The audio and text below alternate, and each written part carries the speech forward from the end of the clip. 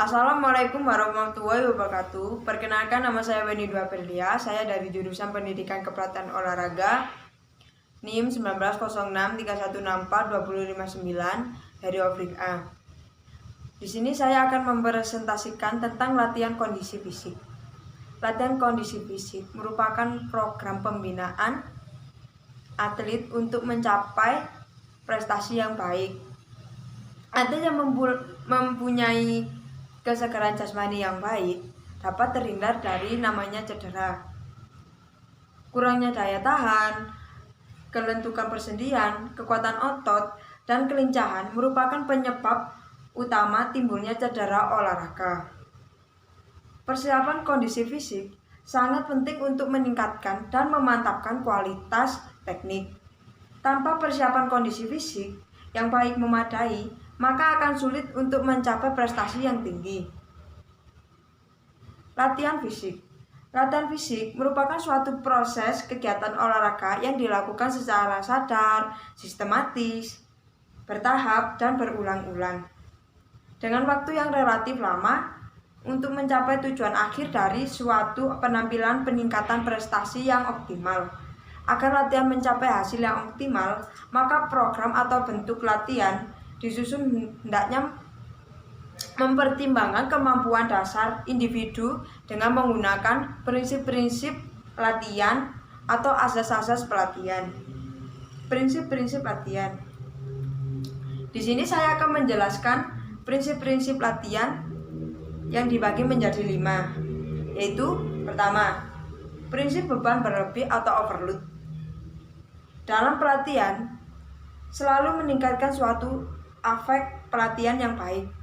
Untuk mendapatkan efek pelatihan yang baik, maka organ tubuh harus diberikan beban berlebih dari beban yang bisa diterima dari aktivitas sehari-hari. Kedua, prinsip beban bertambah. Agar prinsip beban bertambah atau overload memiliki efek, harusnya mengikuti prinsip beban bertambah.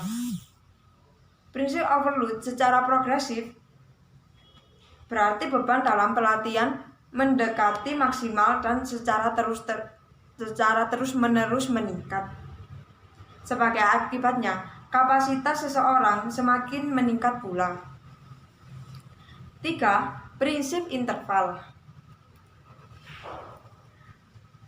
Dikatakan bahwa interval adalah istirahat, jeda, pause, atau waktu di antara babak 1 dan 2 yang lamanya tergantung pada peraturan permainan. Prinsip individu. Dalam melakukan pelatihan yang efektif, maka harus mengetahui tingkatan masing-masing individu agar dapat dilatih secara sistematis dan metodis untuk mencapai prestasi. 5. Prinsip kekhususan. Dalam beberapa hal, pelatihan berbeban hendaknya bersifat khusus. Setiap cabang olahraga atau bagian dari cabang memerlukan persiapan-persiapan khusus dan khas dalam menyusun program latihan. Di sini saya akan menjelaskan tentang latihan koordinasi. Koordinasi merupakan kemampuan secara efektif dengan mengintegrasikan berbagai gerakan yang berbeda ke dalam pola gerakan sehingga dapat menggabungkan gerakan bawah sadar yang memiliki faktor daya tahan, kecepatan, kelincahan, kekuatan yang fleksibilitas. Dalam kegiatan dapat dilakukan secara sistematis dan berulang-ulang untuk mencapai tujuan tertentu dengan meningkatkan upaya pedagogis untuk mempromosikan bakat atlet dengan kemampuan, prinsip, dan peningkatan. Metode latihan koordinasi. Kemampuan koordinasi hanya bisa diperbaiki melalui latihan. Oleh karena itu, ketepatan penggunaan metode latihan, pengaturan beban yang tepat, dan pemilihan materi latihan yang sesuai akan sangat menentukan peningkatan kualitas koordinasi. Koordinasi merupakan kemampuan yang kompleks karena tidak hanya ditentukan oleh sistem persyarafan pusat, tetapi juga ditentukan oleh faktor kondisi fisik seperti kekuatan, kecepatan, daya tahan, dan keluntukan. Koordinasi pelatihan melibatkan penggunaan beberapa sistem tubuh dan pola pergerakan untuk membantu gerakan individu dan keterampilan yang diperlukan untuk tugas-tugas tertentu.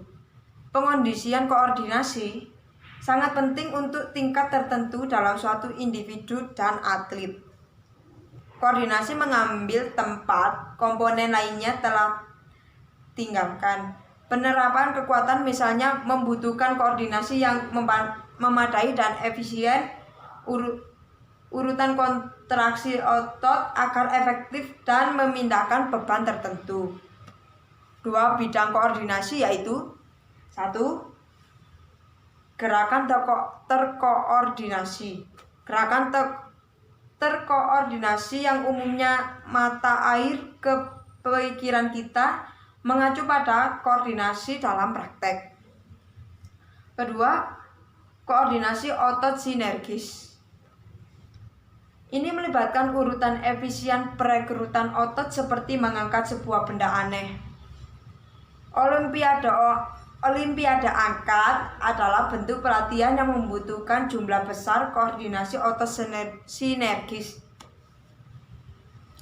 Ketika Anda melakukan latihan seperti merebut, Anda perlu merekrut otot dengan cara yang memungkinkan untuk gerakan yang lengkap dan efisien, tanpa menjatuhkan di kepala Anda.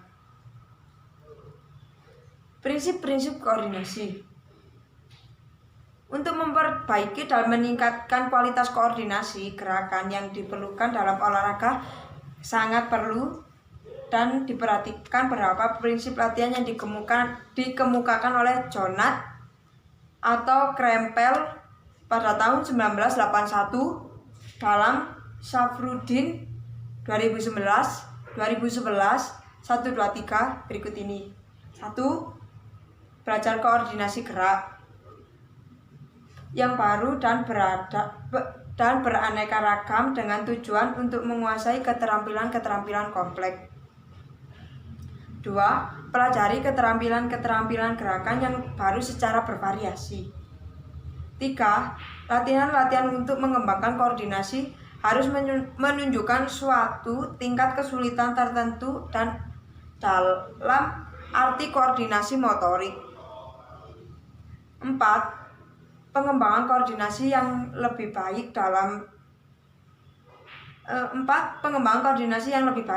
adalah pada usia anak-anak dan remaja, yang merupakan dasar untuk mempelajari keterampilan-keterampilan yang baru dan kompleks. Latihan-latihan yang bertujuan untuk memperbaiki kemampuan koordinasi sebaiknya diberikan pada awal suatu unit atau sesi latihan, yang volume latihannya tidak begitu besar dan sebaiknya dilakukan secara frekuensi yang tinggi. Bentuk-bentuk latihan koordinasi. 1. Latihan dengan merubah kecepatan gerakan. 2. Latihan dengan menggunakan merubah batas ruangan untuk bergerak. 3. Merubah alat-alat yang digunakan dalam latihan. 4. Mempersulit gerakan-gerakan yang dilakukan seperti memperbanyak putaran pada lempar cakram, menambah putaran sebelum mendarat pada senam alat. Latihan-latihan keseimbangan yang kelima. 6. Latihan-latihan gimnastik. 7. Mempersulit gerakan-gerakan yang dilakukan melalui perubahan pelaksanakan gerakan. 8. Latihan-latihan yang dikombinasikan. 9. Latihan-latihan kekuatan sederhana untuk memperbaiki koordinasi otot intra. 10. Bermacam-macam latihan senam lantai seperti roll ke depan, belakang, salto, dan salto ke depan dan salto ke belakang.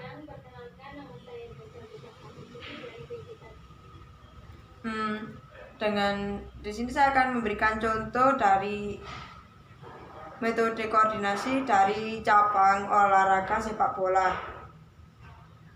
Dalam sepak bola yang dilatihkan dengan menggunakan berbagai macam peralatan seperti kon, marker, bilah bambu, gawang kecil, dan bentuk gerakan dalam variasi latihan koordinasi seperti maju mundur, menyamping, berbelok, sprint, jogging, lompat, dan skip. Kesimpulan, latihan koordinasi merupakan suatu aktivitas beberapa sistem tubuh dan pola pergerakan untuk membantu gerakan individu dan keterampilan yang diperlukan untuk tujuan tertentu. Demikian presentasi dari saya tentang latihan fisik dengan menggunakan metode latihan koordinasi. Wassalamualaikum warahmatullahi wabarakatuh.